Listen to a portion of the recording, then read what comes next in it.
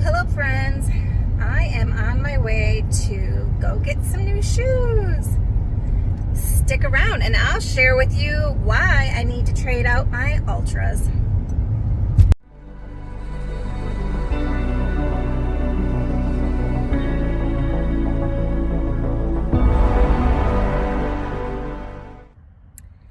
Hello. My name is Holly and I do carnivore hiking videos. I'm going to be through hiking the Appalachian Trail starting in May, and so between now and then you can expect videos to come out 2 to 3 times a week. And once I hit the trail, videos will be coming out 4 to 5 days a week.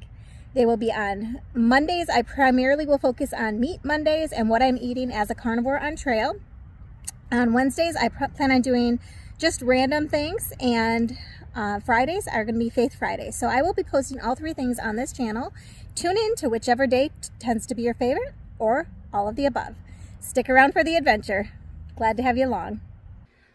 Last week I recorded a video as to why I needed to switch from my Altras, which I really wanted to work, but I switched to a new pair of shoes. When I went to edit my video, I discovered no volume. So you guys get to see take 2 of why I had to leave my Altras behind. All right, I have my new shoes and I'm a little excited about them. They feel super comfy and I'm hopeful that they can relieve something I've been dealing with since January. So here we go. So as you know, I have gone from Altras to Hokas. Oh, and I got a pair of darn tough socks. The first pair I've ever had. I generally hike in my Dickies brand socks, but these were so cute I had to get a pair. And here they are, the Hoka Bondi, B-O-N-D-I, and they're the version 8. So they have a lot of cushion and support in them. They are enormous. And just for reference, I'm starting off with a size 9.5, and we'll see what I end up with by the time the trail is over.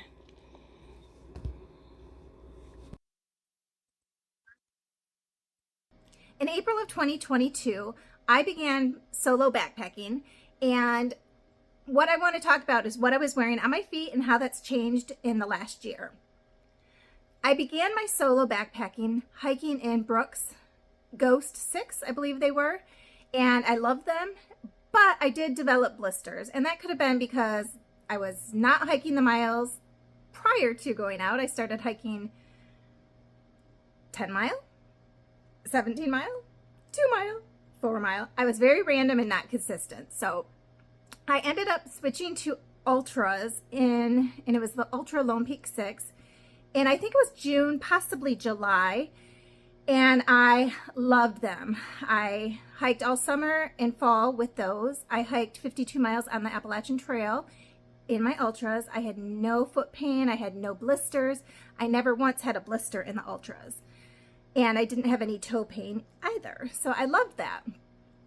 After my Appalachian Trail section hike in October, I stopped walking or hiking for the month of November and December.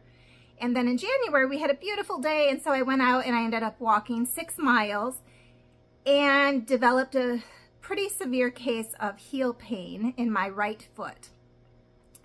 I, in the meantime, tried multiple different ways of eliminating that, and that included some insoles for plantar fasciitis and a little arch support for a copper tone arch support that I put in my shoe and I walked around with during the day, and that has significantly helped, and I am continuing to do that.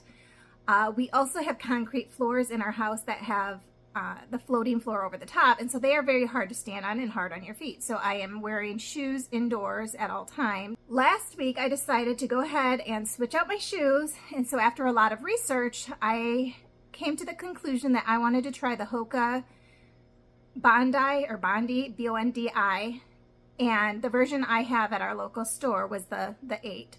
So these are supposed to be a really good cushioned shoe and great for people who do have heel and other foot pain. So I purchased them.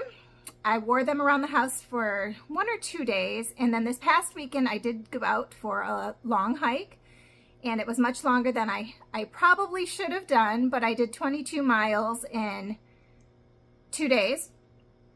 And I did a 2-mile evening, and then I did a 12-mile day and a 10-mile day. And my feet hurt. Actually my foot, just the one, hurts. However, saying that, the pain is significantly less than when I walked 4 miles last week in my Altras. So I think this is going to be key to my healing my heel and to being successful with my Appalachian Trail hike. Here at home, when I am on our hard floors, I'm going to continue to wear my Altras. And I do have, on my right foot, I have the copper tone arch support. And on my left foot, I just have the inserts that were for plantar fasciitis. So my left foot isn't hurting at all, but I wanted to elevate it slightly just to match more with the height of my copper tone arch support in this foot. Call me crazy, but I do what I do. I really, really, really wanted these shoes to be the ones that would work because the wide toe box, I have wide feet, and so this gives me a lot of extra room in here. And I think that's part of the reason I never had any blisters. I also tend to have a toe lift, so my big toe often lifts up to the top when I'm walking, and these shoes are flexible enough here where it's given me no toe pain. So getting back into the Hokas, I have a couple of things I want to mention with those. Number one, the heel cushion is amazing, and it truly, I think, is going to be a game changer for my hike. However, I did have some adjusting, and I think I probably will. I think I need to get a wide next time I get a Hoka. And I did find that on my baby toe of my left foot and my big toe of my left foot, I had a little bit discomfort. No blister that I found. I'd have to double check that today. But my toenail, I think, was just rubbing against the roof of the shoe a little bit too much, and it did continue to give me a little discomfort, not pain, but discomfort, pressure, I guess.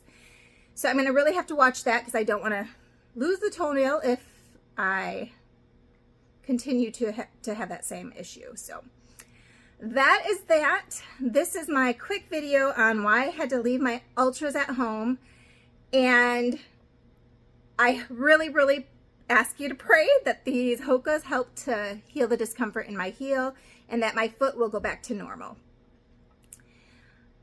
Tell me if you are a hiker or have thru hiked. I know shoes are incredibly individual and will probably change as time goes by also on my thru hike. I'd like to know, what have you found success with for shoes?